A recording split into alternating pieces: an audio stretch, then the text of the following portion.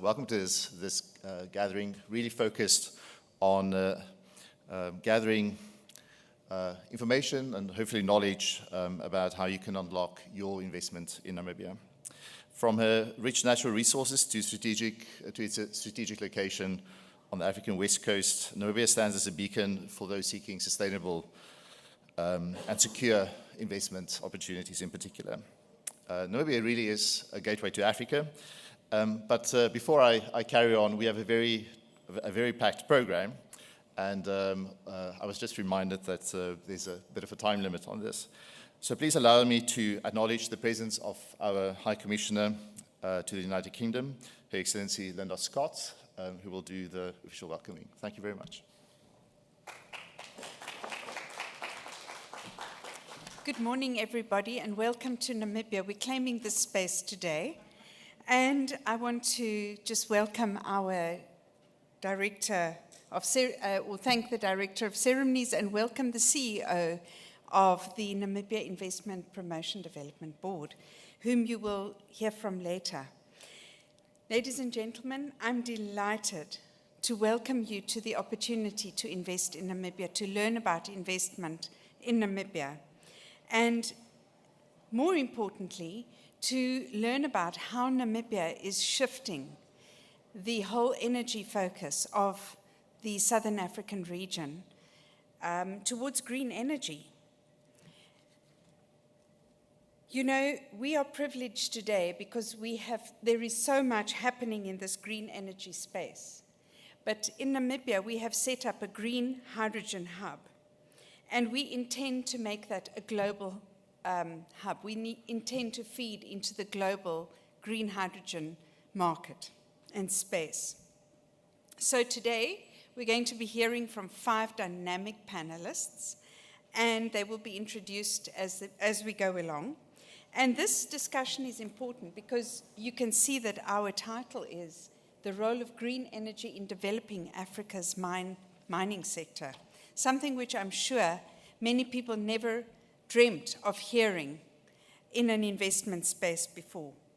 But I'm going to invite you all to come to Namibia and see for yourself. Come and see what we are offering. You're going to hear from the panelists today what's happening, and we'd love to see you there too. You might want to come and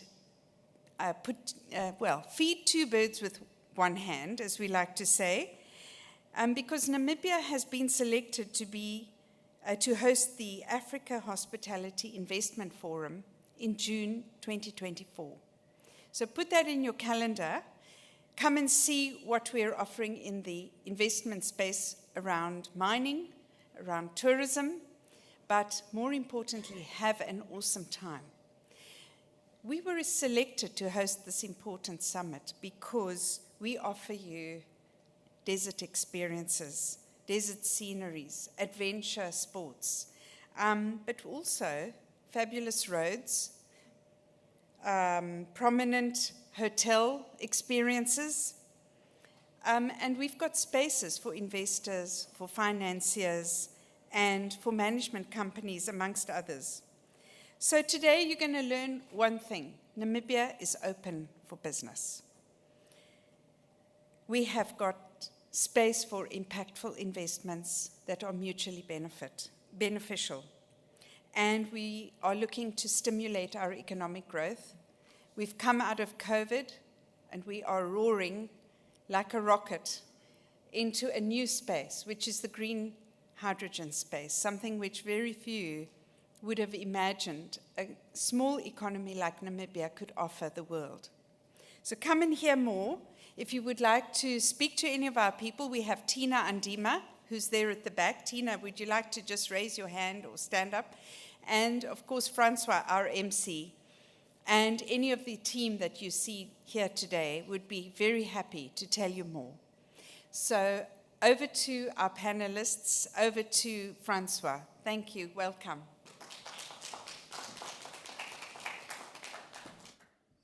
Thank you, Your Excellency. Ladies and gentlemen, it gives me great pleasure to welcome our CEO, or the CEO of the Namibia Investment Promotion and Development Board, Nangula Uaandja, and she will speak briefly about the investment environment and some opportunities in the market. Thank you very much.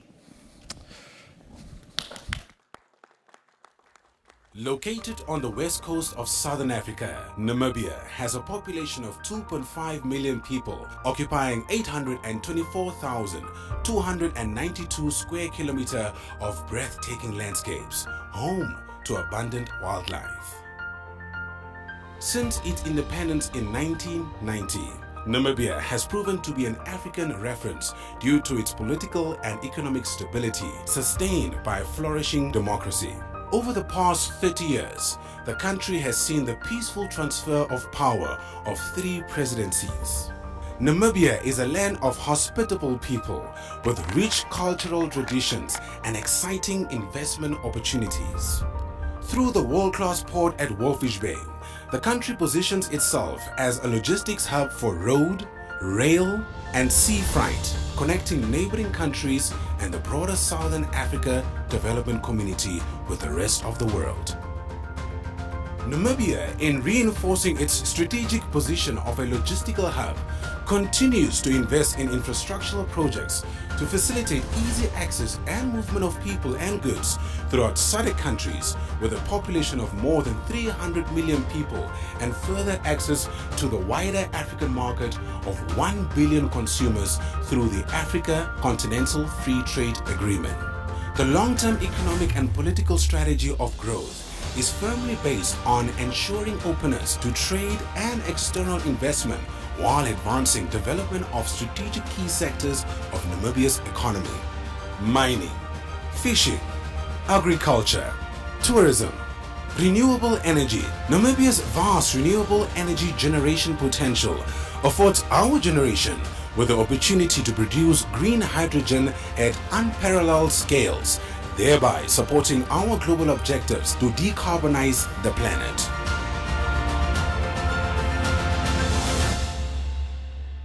A prosperous and industrialized Namibia, developed by her human resources, enjoying peace, harmony, and political stability.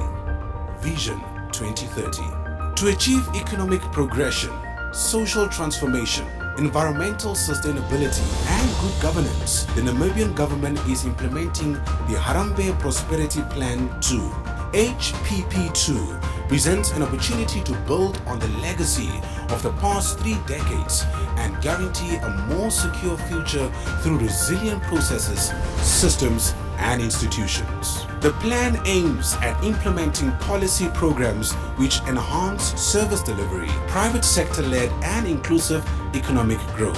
Namibia's diversification strategy is set to increase investment and development of the food industry, transport and logistics, metals, mining, renewable energy, chemicals and basic materials, digital and global business services, and machinery and electronics. With the vision of private sector-led growth, Namibia is open to trade and foreign direct investment and is continuously proving to be the preferred investment location in Africa. Among the reasons for this include protection of ownership rights and rule of law, sophisticated financial systems, trade agreements that facilitate regional, continental, and international market access, peace, and stability. A nation powered by nature and fueled by hope. A nation where our unity is our strength, where determination and passion endures. A nation powered by our unwavering belief in our values, our resources, and above all, our people. This is how we are shaping our future. Welcome to Namibia, the land of the brave.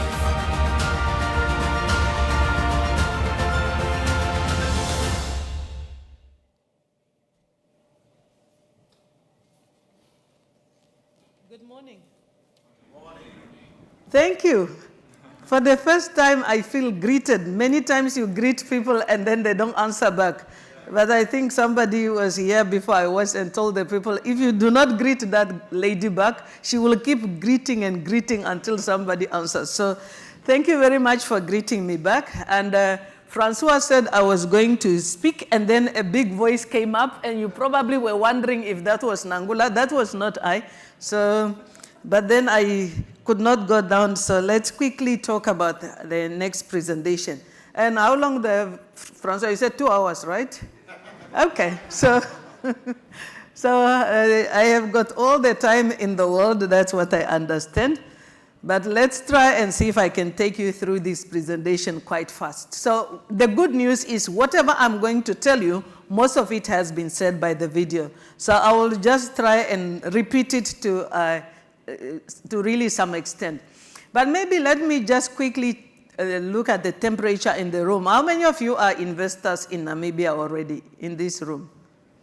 Okay, so I think we have got quite a good number of investors in Namibia. We've got others that are considering and looking at Namibia. But how many of you know how to draw Namibia? One person know how to draw Namibia. 2 people. Okay, can you draw Namibia for me? Okay, you know how to draw Namibia, but not very well. There is the easiest way to draw Namibia is do this one. Your hand like this, and then this one like that. Then you've got Namibia. That is the map of Namibia. It's the easier, you don't need an engineering degree to draw Namibia. You just need your hand, and that is Namibia. And hopefully now that we know how to draw Namibia, we would love to see it. If you have seen and been there already, excellent. If you have not experienced it, I know that you will follow me after this conversation.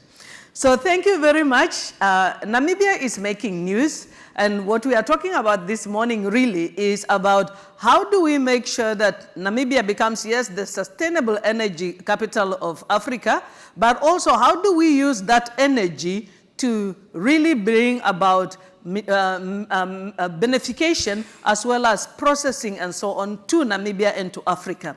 And we are especially talking about green hydrogen, as our High Commissioner has indicated this here. How do we make sure that that energy that we are going to produce in Namibia, that we do not export 100% of it, but we use some of it locally? And therefore, the 2 main topics, or the 2 main sectors we are going to talk about, it's energy and it's mining, and then I will touch on 1 or 2 other sectors that are of critical importance to Namibia.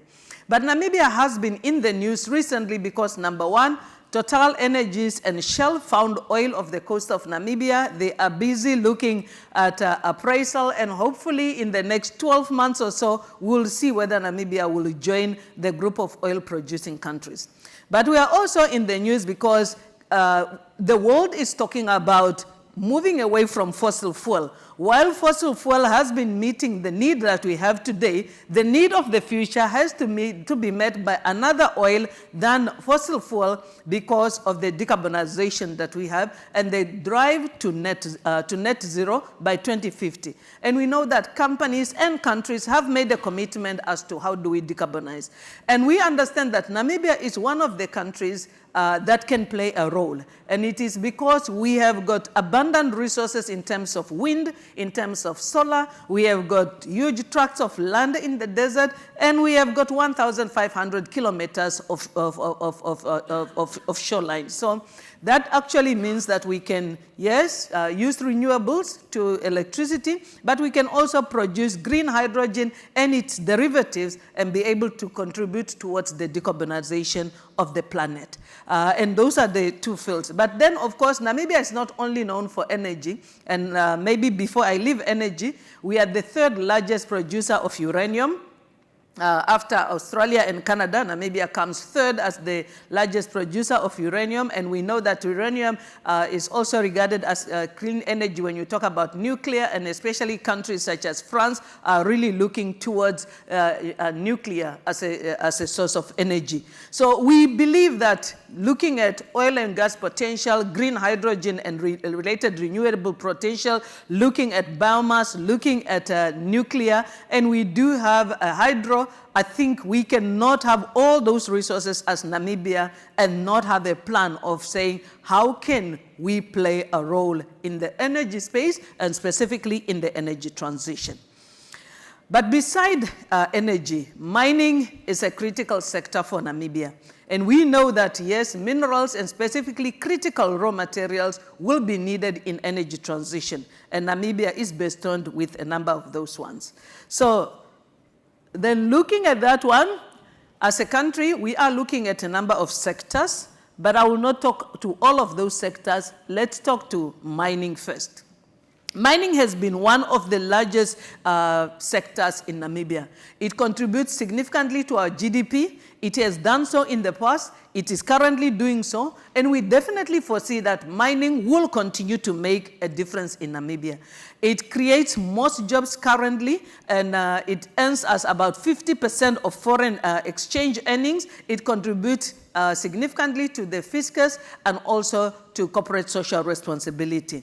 And recently, we were just ranked as, of course, the top number 6 in terms of production of diamonds in terms of value. Namibia is now number 6 in the world. We are number 8 in terms of carat and number 6 in terms of value. And the reason is because our diamonds come from the bottom of the Atlantic Ocean. They said they were washed through the Orange River to the bottom of the Atlantic Ocean, and that is where they're being recovered nowadays, and they are top gem quality. And because of that, although we do not have the volumes that other countries may have, we definitely have got the quality. And that is something that we celebrate. So we are a significant player when it comes to mining.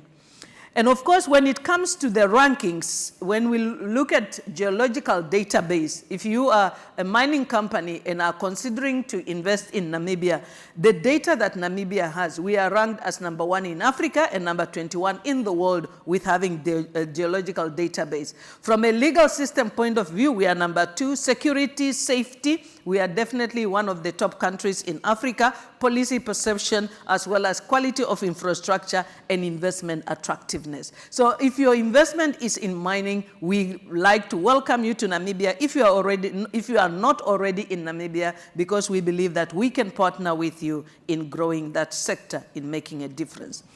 In which area can we look at? So we have got diamonds. I've talked about uranium, copper, lead, lithium, gold.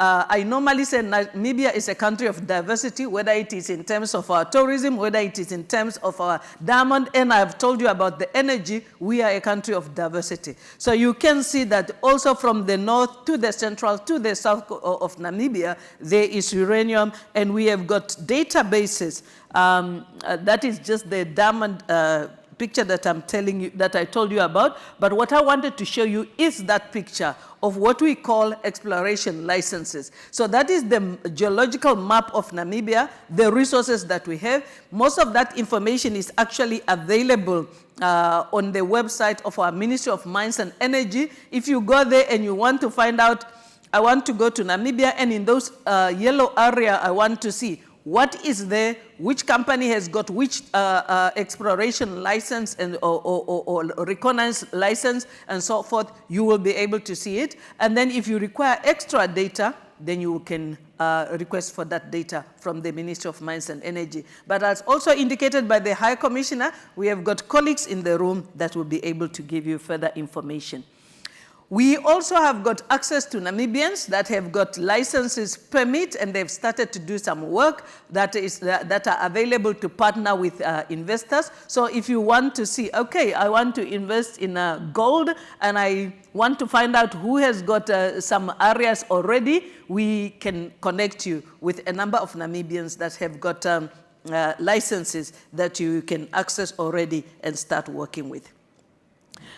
And energy, like I said, I only have 2 hours, not 4, so let's try and go to the next session. So energy, now, of course, we know that minerals is good, but one thing we have done in the past as Africa, but something that we do not want to continue doing anymore, is to continue exporting our resources in raw form. Unfortunately, it has not done well for us as Africa.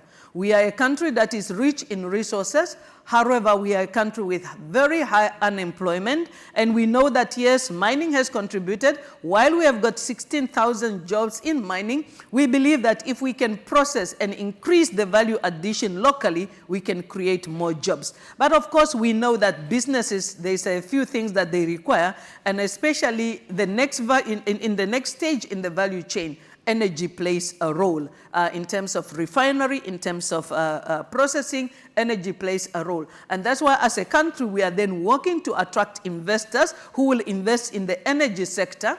Number one, yes, is for investment in the energy sector, but that investment in the energy sector will play many roles. Number one, yes, we want Namibia to be a logistic hub, and therefore to power the logistics sector, whether it is mobility in terms of rail, in terms of road, we will require energy. Whether it is the beneficiation and processing, we will require energy. Whether it is electrification, we will require energy. And then, of course, we will want energy to export to various countries that will especially want green energy from Namibia. So Namibia, I have talked about oil and gas, significant potential as is being said, but we will not be able to say what it is until the appraisals have been completed. And we are saying maybe in the next 12 months, we will hear more from Shell and Total Energies as to what have they really found and where do we see the first drop of oil coming off Namibia. And then green hydrogen is something that is critical. The government of the Republic of Namibia has entered into a contract with a company called Hyphen, and that contract was signed in May. And we will see, hopefully by 2027, ourselves producing green hydrogen. So for the next 18 to 24 months, we will be doing a feasibility study. After the feasibility study, of course, it will be development, and then we'll start producing green hydrogen. The investment foreseen is about $10 billion US. That is almost equal to the current size of the Namibian economy. While that is happening, we do have smaller projects. In September, on the 28th of September, we had a company from Belgium called CMB Tech that has partnered with one of our largest private sector company called ONL, and they have launched the first company that will set up a service station for green hydrogen, and it will also look forward to producing green ammonia. So that is a place where Namibia is playing significantly. We have come up with a fund, we call it the SDG Namibia 1, for which we are inviting institutional investors to invest in Namibia and be part of the Namibia green hydrogen journey. Of course, we have talked about the potential for Namibia in terms of renewable, and renewables is for Namibia, and renewables is to also to power Southern Africa. Namibia is part of the Southern Africa power pool, where we can contribute to South Africa, Botswana, Zambia, Zimbabwe. I think you might have heard that sometimes in South Africa, where we are also dependent on our electricity, there are load shedding, and we believe that given the potential of Namibia, we should be able to produce and contribute to the region and hopefully end energy poverty in Africa. And hopefully we will also be able then to displace some of the energy that is currently coming from non-clean sources to replace that one with a renewable. The other good thing with Namibia, I told you that we have got desert, and because of that one, we will not be displacing societies as we put up quite a number of solar panels. It will be in the desert where nobody is living currently. Biomass, we have got something we call invader bush and significant sources of it. We are working towards seeing how can we also produce biomass in Namibia and use electricity, but we can also export biomass to other countries. And then I've talked about uranium. When it comes to green hydrogen, maybe just the one point is that studies have shown that Namibia is probably one of the top 4 countries that have got the potential of producing green hydrogen at competitive rates. And that is maybe countries such as Chile, countries such as Saudi Arabia and Greece. Those are the countries that will compete. And again, it's because of the resources that we have. I am not going to go into the details of that one. That is really just our plans as a country to make sure that, yes, we will produce green hydrogen for export, but we will also produce green hydrogen for local consumption. And we are setting up green valleys where we will look forward to industrializing Namibia and Africa using our green hydrogen potential. And the last page I'm talking about in the energy space is just if you are interested in oil and gas, we do have blocks there that are available for investment and farm in from our Namibia National Oil Company, which is NAMCOR. If you have got an interest, please contact us and we'll be able to connect you.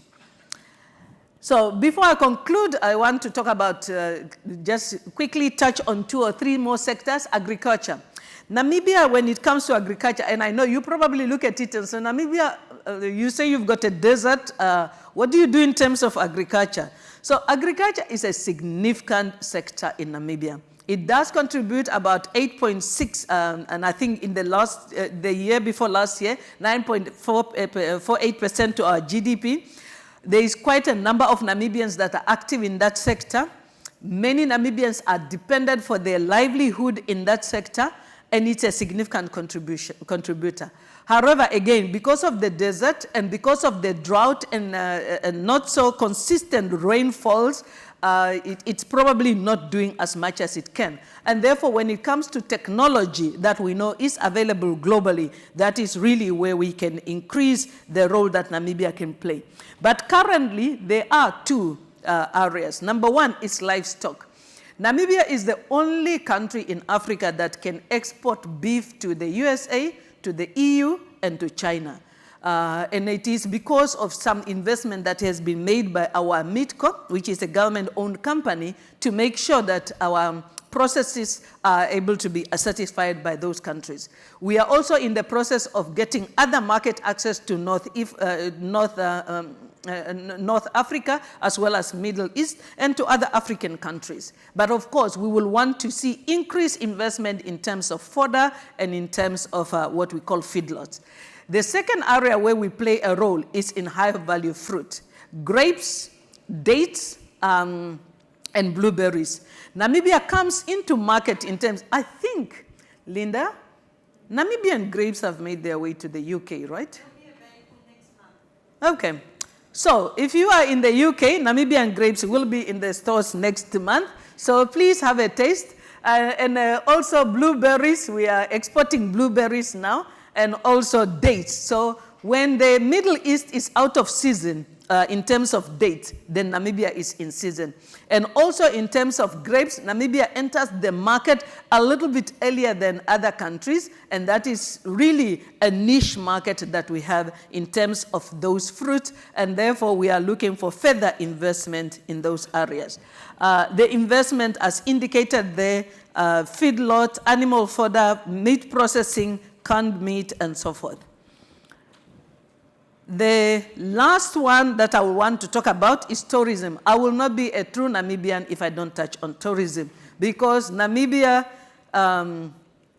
competes with Mauritius on being the most beautiful country in the world. So because Mauritius was here before me, I need to acknowledge that one. And because I visited the country last month, so let's say we compete for top spot. Let me not say they are number 1 or we are number 1. I think we are competing. But if you don't believe me, speak to one of those guys that are up there. So Lewis Hamilton came to Namibia last year, and at least we know that many famous people come to Namibia, but we appreciated Lewis because when he came to Namibia, he put it on his Instagram or somewhere, and the hit reached about 1.3 billion people. And then after that one, the next lady called Gabrielle Union, who's a famous Hollywood star, she decided, thank you very much, Louis. I am trying to celebrate my 50th birthday. I will also go to Namibia. And she came with her family to Namibia, and she also took it to social media, and we also had a hit on that one. And then there's a guy called Robert Lewandowski. Definitely you will know because, I mean, this is a soccer country, right? So Lewandowski went to the World Cup last year, and Poland was hit out, and he needed to recover. And he decided, where best to go than Namibia. Definitely that is the best place to recover, and he was there with his wife. Roger was there 2019, and the special one, Jose Mourinho, was there also. He's actually one of the ones that came there earlier in 2022. So those are the ones that we know of. I am sure that there's many others that didn't come. So if you don't believe me that Namibia is beautiful, ask them, they will tell you. And it's not only beautiful because we have got the desert and that is the enjoy. Namibia is a diverse country in terms of our tourism. Francois, do I only have 1 minute of the 2 hours left? Okay. So let us try and wrap up. So let's not talk about that statistics, but what I tell our people is our tourism is not as exciting as Mauritius. It's a little bit boring. So we would want to attract more investors who will bring some excitement. So if you are in this room and definitely you enjoy looking at the beautiful countries such as Namibia, please join us and make sure that many people tell us we are the hidden gem of Africa. Yes, we want to remain the gem of Africa, but we don't want to be so hidden anymore. So please help us. So those are the brands that are currently there. We would like you to join those brands. As indicated by our High Commissioner, next year we are hosting the Africa Investment Hospitality Forum. And hopefully after that forum, we will see most of the other brands joining those brands in Namibia. So let's see. Francois, did you decide that is where I will end or what? No. so you switch me off or what happened? Okay. Before Francois switched me off completely, I know that the infrastructure is important. That is just one bit that is currently running. It is a railway station. So Namibia borders about 3 landlocked countries, Botswana, Zimbabwe, and Zambia. And we said that we have a dream of being the logistic hub of Africa. We have put our logistic master plan in 2015. We are implementing, and part of that is connecting ourselves to our neighbors. So Namibia and Botswana are looking for a company to show an interest in investing in the rail network so that we can, currently it ends in Windhoek. We want to extend it to Botswana, and Botswana linking to Namibia. If you are in infrastructure, please speak to us because that expression of interest is currently running. So why Namibia? I think the team will tell you a bit about why Namibia. A few things there. 16 reasons. Those are the ones I could fit on a page. There is actually many, many more. Rule of law is one reason why Namibia. Peace and stability is one thing why we'll tell you Namibia. Investor protection is one reason why it's Namibia. I've told you about our natural resources. I don't know if you know that, but Namibia has got the best roads in Africa. And those roads, and we have got a huge country, 824,000 square kilometers. So, but you can drive those ones, yeah. I know Namibians drive very fast. So they drive like 7 hours. How long does it? 7 hours we take for like 100, or rather 700, 800 kilometers. We will do in 5 to 7 hours because of the long distances to get from one place to another. And it is really because of the beautiful roads. So we are investing significantly in infrastructure. Our currency is convertible. We have got dispute protection. You might have questions. Let me leave you to ask the team that is coming up. They are going to be led by Francois, and those are the people that you can contact. Thank you very much for joining us.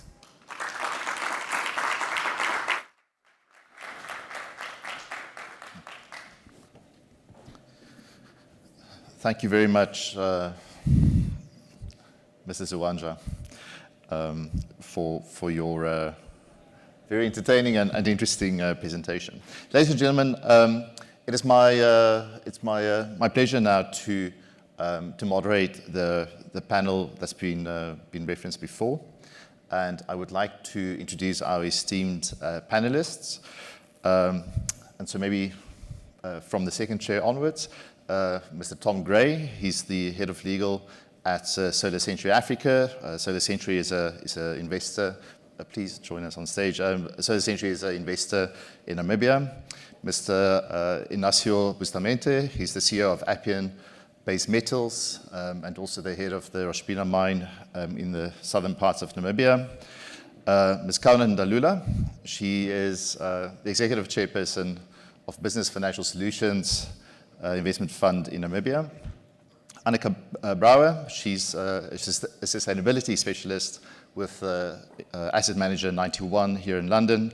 And Fraser Lang, he's the CEO of the Scottish Africa Business Association. I think let's give him a round of applause. Thank you.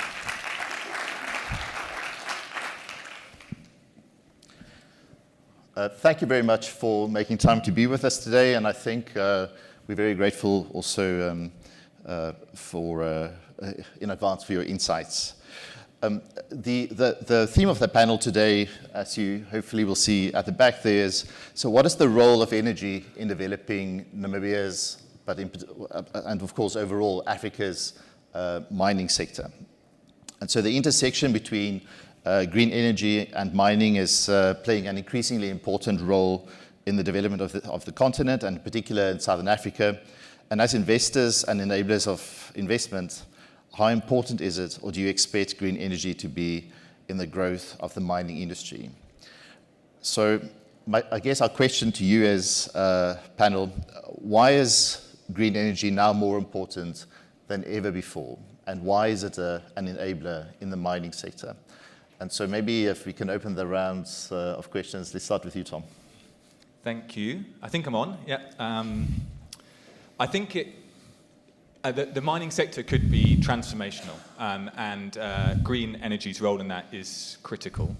I'll focus on the last bit of the question, so why is it really important now?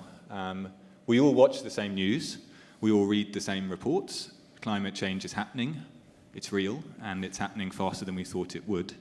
Africa will suffer the consequences of climate change in a way which we probably won't hear, at least in the near term. So I think it's important now because it's just the right thing to do. Using green energy is the right thing to do. And all of us who work in Africa, all of us who benefit from Africa, should take that role seriously and should try to protect the continent to the extent we can. Green energy is key in that. That's the moral imperative. I'll talk about the economic one. We speak to funders a lot when we're trying to procure finance for the projects we're working on. All of those funders, within the first 5 or 10 minutes, speak about ESG, and they stress how important ESG considerations are in funding projects. Projects that have good ESG credentials are very attractive. Projects that don't are unattractive, in the main. So that's the economic imperative. And then I'll just give 2 practical reasons. The cost of energy is a big factor in the cost of production. We can help by putting green solutions into mines. We can help stabilize and lower the cost of energy, and therefore stabilize and lower the cost of production. Green energy can also help with energy security. We can install small-scale captive solutions at mines. We can help you diversify your supply. And so we can really help with energy security. So it's important now for the first reason I said. It's just the right thing to do, and also practically it can really help the sector develop. Thank you. Ignacio. No need for the... yes, so thank you for the question. What I can say is with companies and countries committing to net zero greenhouse gases emissions by 2050, and also by committing to make material reductions by 2030, with over 90% of the world economy covered by these net zero targets, and with the impact that we're already seeing on climate change, it's very clear that we need to act, and we need to act faster than what we have been acting. When you look at the potential mitigation areas that are available to mitigate that, clearly energy supply is where you can generate the most impact. And for that, the green energy is critical. And for the green energy to happen, also, it's important to take into account, not only green energy, but green anything in general, it's important to take into account that that is going to require new minerals. So that alone represents an important opportunity for growth for mining companies to be able to access and to, in a sustainable manner, develop those minerals. So with that in mind, the growth opportunity for mining companies is there. There's an external pressure and system towards achieving these green goals. And on top of that, as Tom was mentioning, we are seeing an entire ecosystem of our stakeholders also putting pressure to adapt to the best sustainability standards and to green energy.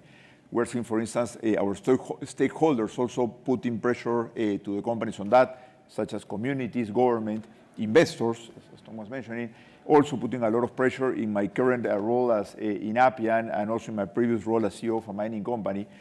Every single meeting with investors, there was a conversation about sustainability. And actually, there are investors that can only invest in companies that achieve a certain sustainability record or number or ranking, and they limit the capital if you do not have those minimum standards, or even they just don't invest in you. No? Same with access to financing. No? Now you have access to financing that is completely linked to ESG and sustainability practices. So if you do not abide by those practices, you may not get the financing or you might get it at terrible terms. So there's a general trend for mining companies to adapt to the best mining standards. Green energy is critical for that. And I would say the importance is not only high now, but in my view, that is only going on one direction, which is up. Great. Mekauna. Thanks, Francois. I'll probably use Namibia also as a base in just responding to that. Growing up in a country like Namibia with two major deserts, I think you wonder, how does a country get formed with a desert on the entire coastline, which makes it almost inhabitable, and then on the eastern side there's another major coastline, but a desert. But now, what it really creates is an excellent business case for renewable energy, especially solar.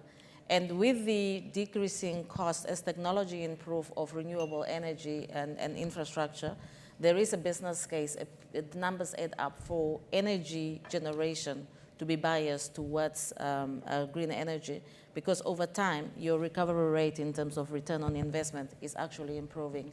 And this obviously is also in support of the decarbonization agenda. Namibia is also very well known for its rough coastline, the Atlantic Ocean, and historically, I mean, the reference is the Skeleton Coast, where a lot of ships were actually wrecked. But what does it present? Because of the strong winds, it actually creates a strong business case in the wind regime that exists along the coastline, which creates a business case again for creating wind corridors in terms of energy generation. The relationship between solar energy and wind energy is actually symbiotic. So between the two, Namibia presents a clean energy case between wind and solar energy of about 18 hours of sustainable supply.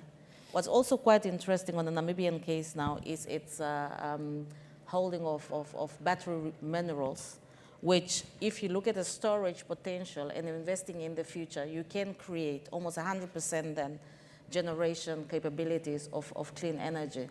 I guess as one looks at discussions with investors, the conversation around the economics of moving raw material from Africa into the Western world, where the infrastructure capability or manufacturing capabilities exist, becomes less and less attractive, because Africa presents not just the resources in terms of natural supplies, but also in terms of youthful labor that can be upskilled to create these investments in an economically more feasible way.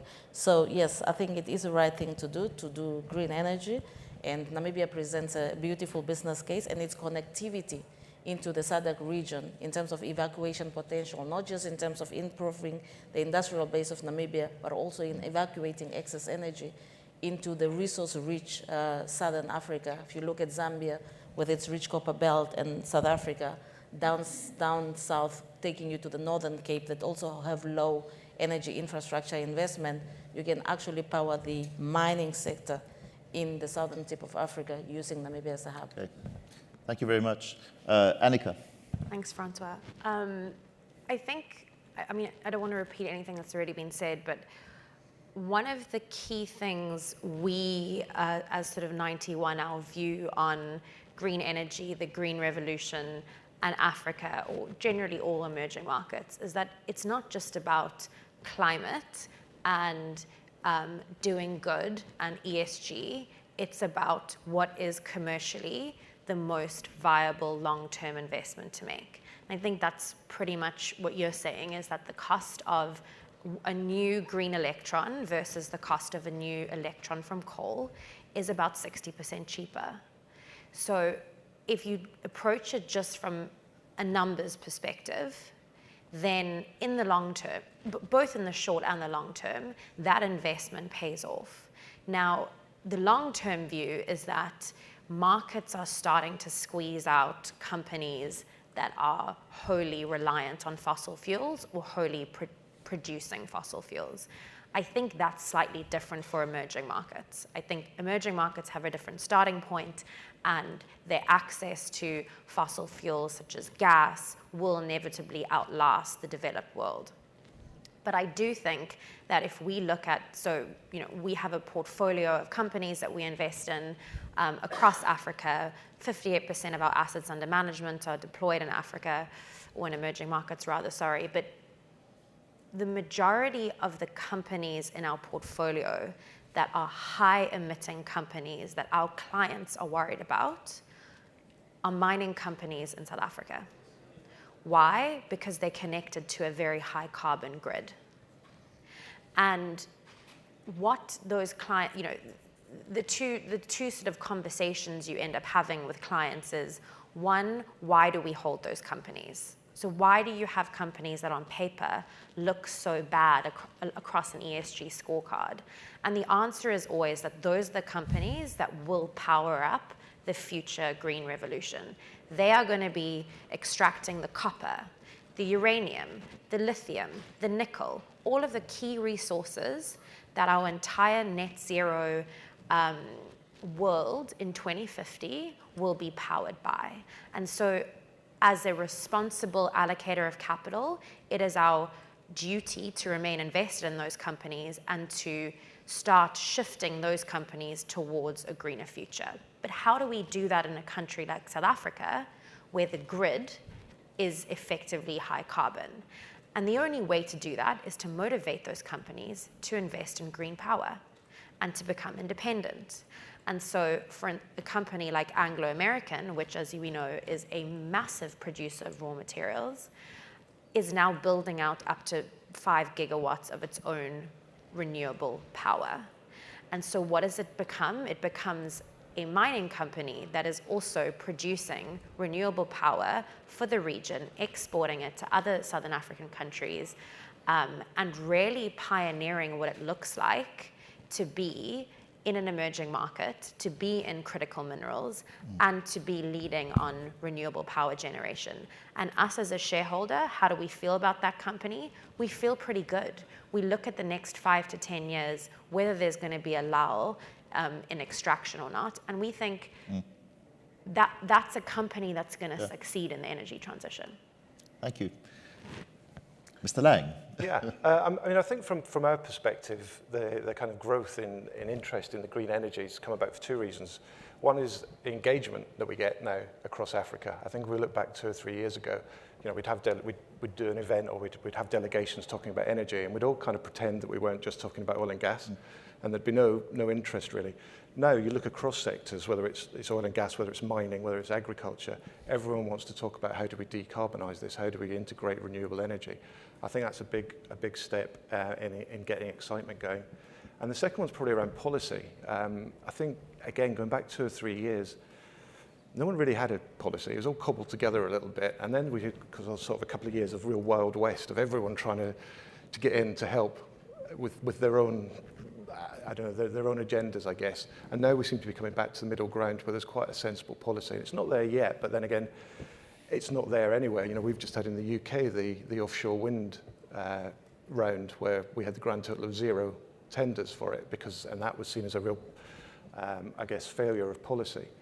And just to say what Tom was saying as well, we had, if I talked to an investor that we worked with 2 or 3 years ago, it was, well, Africa's a bit difficult. You know, there's other places that are a lot easier. Now it's, please just give us any renewable projects in Africa, we'll look at them. Whether they do them or not, I don't know, but they want to look at them. And also every project, as they also said, was the ESG part of it has to be there. So that's a big part. And then I guess at a more personal or Scottish level, we work very closely with organisations like the Net Zero Technology Centre up in Aberdeen, the Energy Transition Zone, a lot of the universities looking at research into net zero, and how can we, and a lot of it is around hydrocarbons, but now we're beginning to see actually that can be used in other sectors as well. And I think what's interesting is, you know, we're talking about it up in Aberdeen in the context of a 60, 70-year-old sector in the North Sea. So how much can you really do? You know, you have to retrofit everything. What are you going to do? But actually in Africa, you've got new projects coming through where this technology can come in right at the beginning. And that's exciting for a lot of, I guess, tech investors, but also green energy investors. Thank you very much. So it's been indicated to me that we need to keep our answers a little bit shorter, but let me dive in straight away. Tom, SolarCentury has been actually in Africa for some time. You invested in a number of markets. You've been in Namibia for 5 years almost now, and I think you've also been investing in a number of different projects.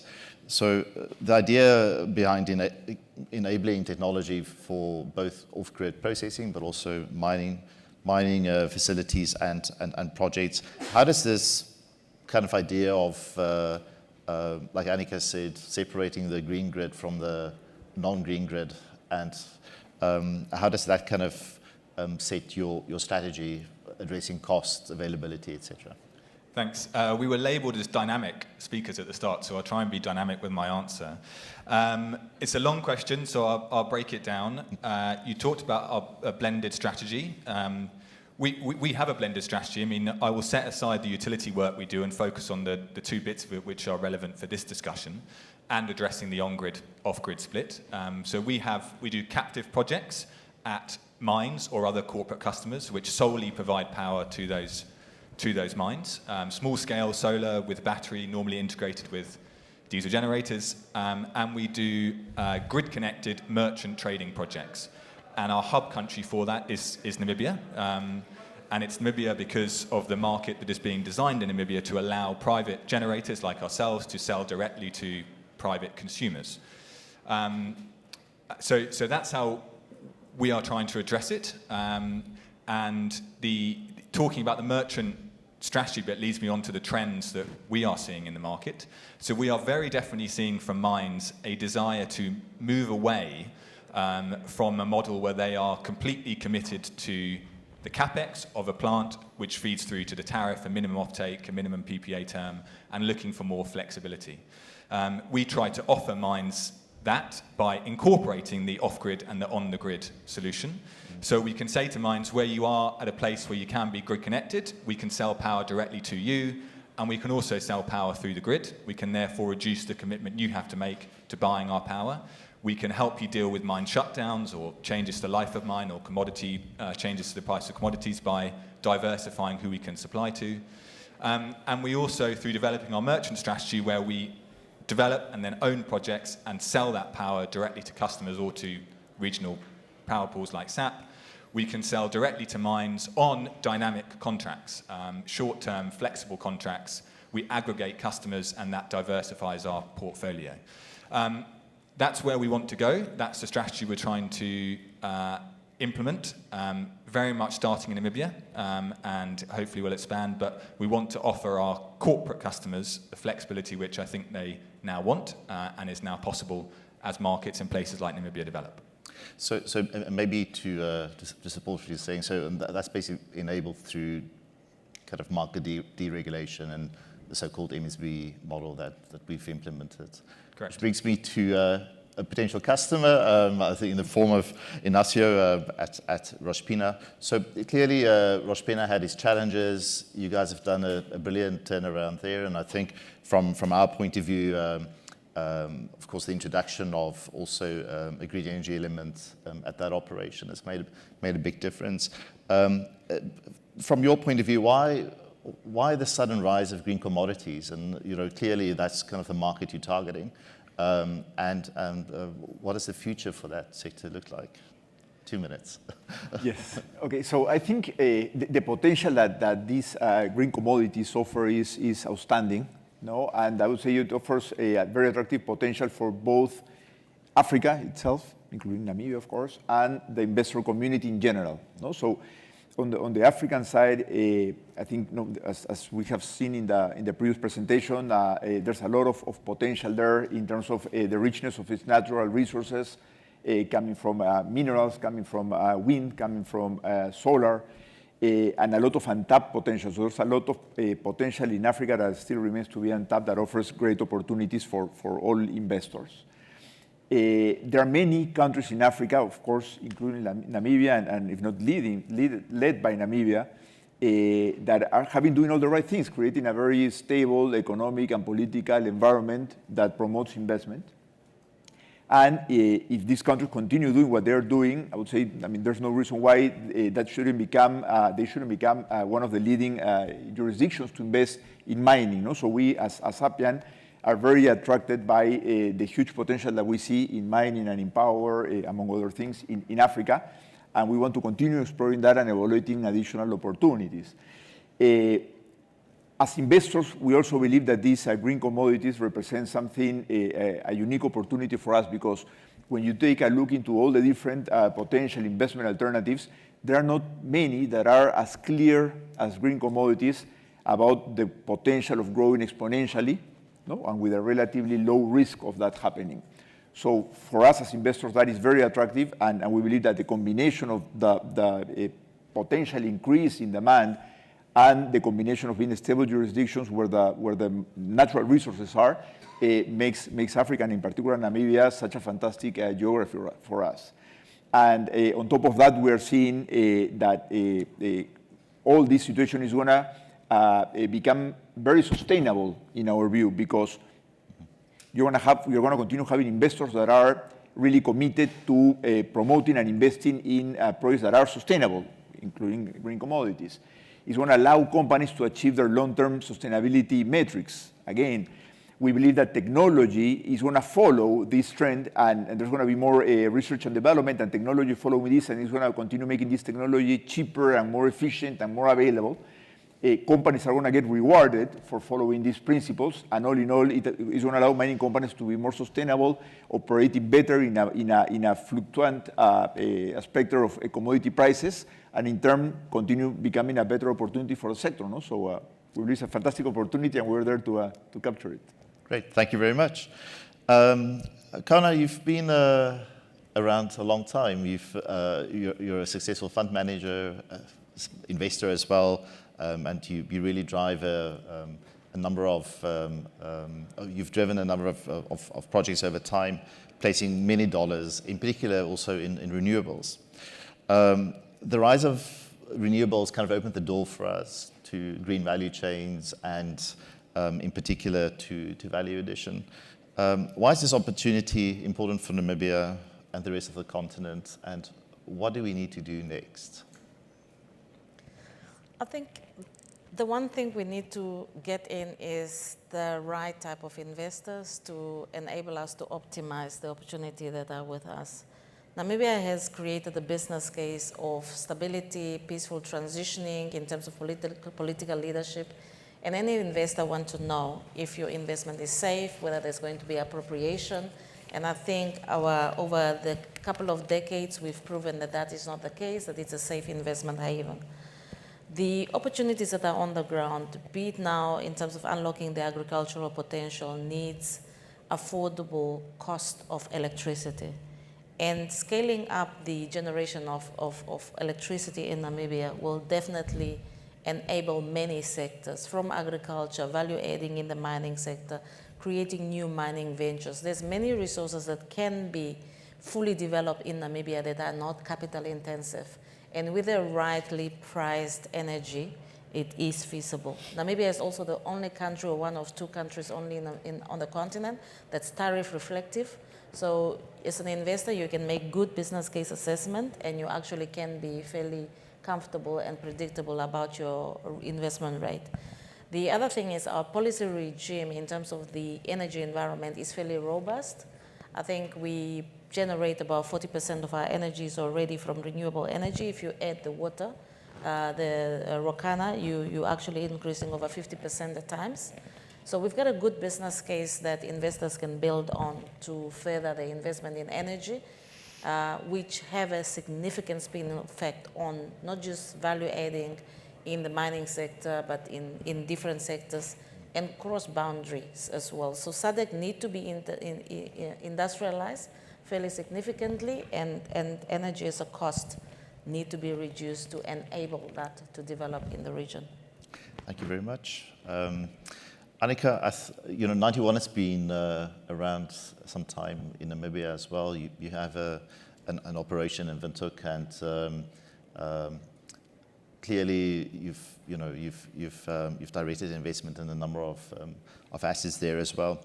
I think if we kind of look at the profile of companies you invest in, I think you nicely outlined it for us before. But if you look at the environment as it is now, and considering the impact of climate change and the reasons I think all of the panel mentioned, why are reliable African jurisdictions an important enabler in the global energy transition? And what does it mean for companies like 91? Yeah, so I won't repeat anything again that I said previously, but I think one of the key strategies that we believe that will be the biggest contributor to this whole push for global investment in net zero is investing in emerging markets, investing in transition infrastructure, and specifically using debt as that financial lever. So the mixture of those three, the region, the sector, and the instrument. And the reason why we focus on those three is because we know that majority of emissions growth is going to come from emerging markets in the future. We know that in order to fully decarbonize, it's not just about green energy, it's also about transitioning the likes of the big miners to become more green. It's about transitioning the big cement companies to become more green, manufacturing to become more green, and then debt, because it's far less sexy than equity. We know that. But what debt enables companies to do is grow in the right direction. Yeah. And one of the biggest challenges we've faced when presenting that as an opportunity to clients is, one, they think emerging markets is one country. Africa is a country, not a continent. So as soon as you say, we're going to deploy your foreign capital into Namibia, they think of South Sudan. It's the different, and that's a massive generalization, but there is truth to that. So there is a perceived risk that I think has not been addressed in the market, and that given we've been allocating capital in the region for 32 years, we understand the risks and we understand the limitations. And we also understand that credit ratings are often completely exaggerated, and that when you're investing in the companies and the projects on the ground, your return profiles and your default rates on your debt, for instance, are almost nothing compared to what they're rated as. The only reason that we know that is because we've been there and we've done it.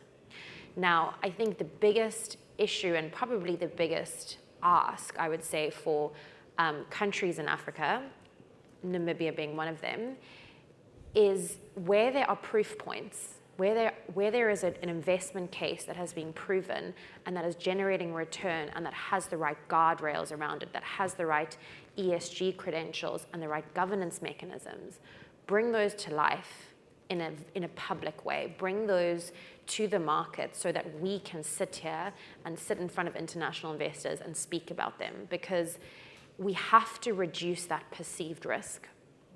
And I think that will be one of the greatest unlocks in in unblocking the system that is currently blocked is identifying the countries where the investor environment is strong. And I think Namibia is one of those countries, and you laid that out so beautifully earlier. But finding the right avenues to do that is super important. Thank you, Annika. Fraser, in conclusion, your association's members are, really from a range of sectors and industries. And as CEO, I'm sure you've seen a lot of interest, like you indicated before, on Africa and what it means for a Scottish business or even for a UK business to invest in Africa, and of course in Namibia. What are the areas or the elements that your members focus on when they consider investment? And that, of course, considering also what Annika said about perceived risk and perceived risk management, and why is Africa important for Business Scotland now? First of all, I'd agree completely with what you said at the end there. That's been the big thing for us in working with Namibia. We're talking about Namibia. Without wanting to upset anyone else in the room, Namibia has been miles ahead of any other government we work with in terms of how they present what they're doing, in terms of how well briefed everyone is, in terms of access, everything. It's night and day, to be honest. So that's kind of a message to any investors that are out there wanting to look at Namibia. I really would urge you to do it. I'll give you an example. We did a meeting a few weeks ago on hydrogen. We had the Ministry of Energy, we had the Hydrogen Commissioner with the Office of the President there speaking. Within 24 hours, everything that had been promised was there. Within a week, we had a couple of companies tendering on some feasibility studies.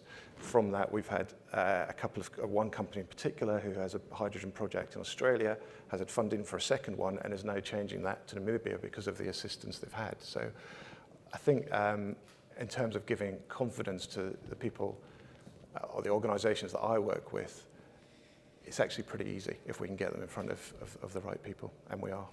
Right. Yeah. Ladies and gentlemen, thank you very much. I'm sorry, we have to close off now. We're almost out of time. I know there might be some questions in the audience, but it's been indicated to me that we're nearly kind of at the end of our session. We will be outside to take some questions if you would like to, but in the meantime, could we please give our panel a nice round of applause? You can just stay seated for a second. I'm going to ask my colleague, Tina Andima, to close the session for us. Thank you.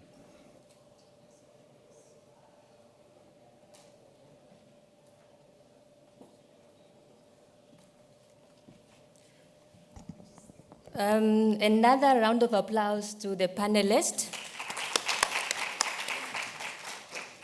Director of Ceremonies, Your Excellency Linda Scott, the High Commissioner of the Republic of Namibia to the United Kingdom and Ireland, Ms. Nangula Uaandja, the Chairperson and CEO of the Namibia Investment Promotion and Development Board, distinguished panelists, members of the media, ladies and gentlemen. It is my distinct honor to thank you and every one of you for making time to join us today.